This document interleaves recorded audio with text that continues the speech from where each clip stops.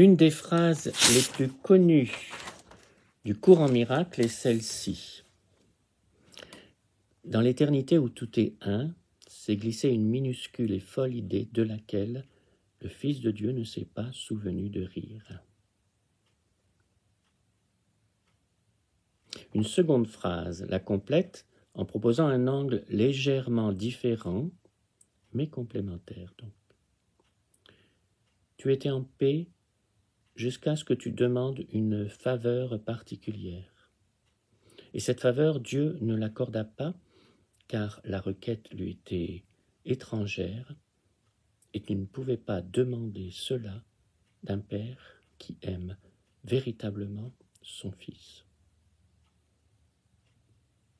Ces deux phrases sont des métaphores et évoquent, tel un mythe fondateur, quelque chose qui s'est passé dans les profondeurs de notre esprit. Nous faisons passer d'un esprit un à un esprit divisé. Notre état d'esprit divisé nous place ici-bas sur la terre où nous pensons être, en situation paradoxale d'ignorance, d'oubli, d'exil, de dualité, de conflit et de confusion. De manière synthétique et centrale, le cours décrit et explique cet état intérieur par les mots de haine de soi, de culpabilité et de peur. Mais les deux phrases précitées ne décrivent pas seulement l'émergence et l'expérimentation d'un apparent problème. Elles donnent aussi en filigrane la solution. La solution est dans la liberté et le pouvoir de l'esprit. Liberté et pouvoir par l'imagination, par souhait illusoire de s'aliéner. Liberté et pouvoir par le souvenir et l'alignement sur la vérité, de faire revivre le ciel en nous, souvenir après souvenir, pensée après pensée, sourire après sourire, pardon après pardon, par l'observation, la reconnaissance, la compréhension, l'acceptation, l'abandon et la pleine confiance se retrouver. C'est ce que nous décrit une des paraboles les plus connues du Nouveau Testament, qui est dans Luc chapitre 15 à partir du verset 11, la parabole de l'enfant prodigue. Nous allons observer ensemble cette parabole, d'abord telle qu'elle est énoncée dans le Nouveau Testament, un exemple, du Nouveau Testament. Voilà. Puis à partir de la perspective d'Artène dans le livre de Gary Renard et l'univers disparaîtra. Et enfin, à travers l'interprétation du Nouveau Testament par le Saint-Esprit. Et peut-être ces différents angles d'approche nous aideront à retrouver au fond de nous-mêmes ce qui se joue vraiment entre la source, le Père, Dieu, la lumière et nous. Alors, je te lis, tout d'abord, je vais le lire dans le livre de Gary Renard, mais donc tu peux le lire n'importe où, dans n'importe quel Nouveau Testament, dans le Luc, chapitre 15, à partir du verset 11. Un homme avait 2 fils. Le plus jeune dit à son père, « Père, donne-moi la part de fortune qui me revient. » Et le père leur partagea son bien. Peu de jours après, rassemblant tout son avoir, le plus jeune fils partit pour un pays lointain et y dissipa son bien en vivant dans l'inconduite. Quand il eut tout dépensé, une famine sévère survint en cette contrée et il commença à sentir la privation. Il alla se mettre au service d'un des habitants de cette contrée qui l'envoya dans ses champs garder les cochons. Il aurait bien voulu se remplir le ventre des caroubes que mangeaient les cochons, mais personne ne lui en donnait. Rentrant alors en lui-même, il se dit « Combien de mercenaires de mon père ont du pain en surabondance, et moi je suis ici à périr de faim. Je veux partir, aller vers mon père et lui dire « Père, j'ai péché contre le ciel et envers toi. je ne mérite plus d'être appelé ton fils, traite-moi comme l'un de tes mercenaires. » Il partit donc et s'en alla vers son père. Tandis qu'il était encore loin, son père l'aperçut et fut pris de compassion. Il courut se jeter à son cou et l'embrassa tendrement. Le fils alors lui dit, « Père, j'ai péché contre le ciel et envers toi, je ne mérite plus d'être appelé ton fils. » Mais le père dit à ses serviteurs, « Vite, apportez la plus belle robe et l'en revêtez. Mettez-lui un anneau au doigt et des chaussures aux pieds. Amenez le veau gras, tuez-le, mangeons et festoyons, car mon fils, que voilà, était mort et il est revenu à la vie. Il était perdu et il est retrouvé. » Et ils se mirent à festoyer. Voilà le commentaire d'Artenne, qui, pour ceux qui ont lu le livre, est une des apparitions à Gary Renard, avec pour ça 2 personnages qui vont peu à peu lui parler du courant miracle. Ça va se faire sur 10 années et ça va donner donc ce livre qui a permis à beaucoup en fait d'être introduit au courant miracle. Alors Artenne dit à Gary Renard, « Merci Gary, cette histoire qu'on vient de lire de l'enfant prodigue se tient encore très bien, même si elle était bien meilleure en araméen. Bien sûr, J, donc, dans le livre, Artenne et Pourchat appellent Jésus J.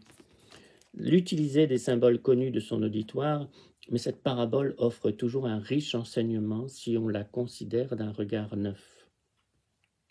Il faut d'abord comprendre que le fils n'a pas été chassé de la maison paternelle. Il a été assez stupide pour penser qu'il pouvait partir et mieux réussir par lui-même. C'était la réponse de J au mythe du jardin de l'Éden. Dieu ne vous a pas banni du paradis et il n'est en rien responsable de votre expérience de séparation de lui.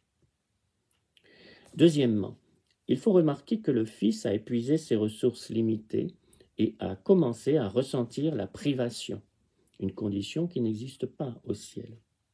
Apparemment coupé de sa source, il connaissait la privation pour la première fois de sa vie. Nous reviendrons sur ce sujet avec toi au moment approprié. Encore une fois, nous disons qu'il semble coupé de sa source parce que nous parlons de quelque chose qui a semblé se produire mais qui ne s'est pas produit en réalité. Nous comprenons que c'est là un concept difficile à saisir et nous y reviendrons souvent en cours de route. Alors que le Fils connaît la privation, il tente de combler ce manque en se joignant à un autre habitant de cette contrée. Cela symbolise la tentative de trouver en dehors de soi une solution à un problème, en créant invariablement une relation particulière. Ces tentatives incessantes et désespérées pour trouver une solution par une recherche extérieure continuent jusqu'à ce que vous deveniez comme le fils prodigue lorsqu'il est rentré en lui-même. Le fils se rend alors compte que la seule solution significative à son problème, c'est de retourner à la maison de son père et, ce faisant, de devenir pour ce dernier la plus importante personne du monde. Et nous voici maintenant au point crucial de la parabole. Le contraste entre ce que le Fils a fini par croire sur lui-même et ce que le Père sait être vrai. Le Fils pense qu'il a péché et qu'il est indigne d'être appelé le Fils de son Père. Mais le Père aimant ne veut rien entendre. Il n'est ni en colère ni vindicatif et n'a pas la moindre envie de punir son Fils. Voilà comment est Dieu. Il ne pense pas comme les humains car il n'est pas une personne. Cette parabole est métaphorique. L'amour de Dieu court à la rencontre de son Fils. Dieu sait que son Fils est éternellement innocent puisqu'il est son Fils. Rien de ce qui semble arriver ne peut changer cela. Le Fils prodigue revient maintenant à la vie. Il n'est plus perdu dans les rêves de privation, de destruction et de mort. C'est le temps de festoyer. Et l'angle proposé par le Saint-Esprit dans ce livre, voilà. Regardons ensemble la parabole du Fils égaré, nous propose le Saint-Esprit.